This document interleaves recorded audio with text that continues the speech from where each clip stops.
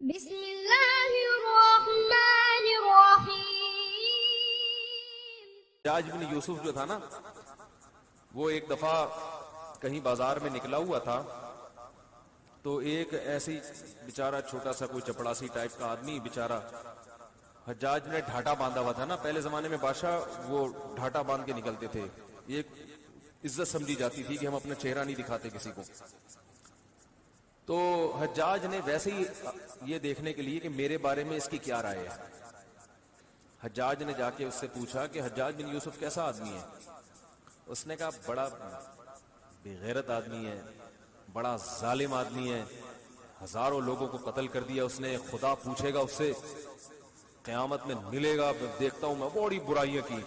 حجاج ایسا آدمی تھا کہ وہ گردن اڑانے سے کم کوئی کام، وہ تو بس تلوار نکالا اڑا دو، یہ تھا، ذرا سا کوئی اس کے خلاف بولے قتل۔ حجاج کو آیا غصہ کہ میرے خلاف بول رہا۔ حجاج نے ہٹایا ڈھاٹا اور کہا تو جانتا ہے میں حجاج بن یوسف ہوں۔ وہ بندہ بڑا ہوشیار تھا، اس نے کہا دیکھو مسئلہ، ایک منٹ ذرا بات سنو، بات سنو، تلوار نکالنے سے پہلے کیا ہے، ذرا بات سنو آرام سے، ذرا صبر سے۔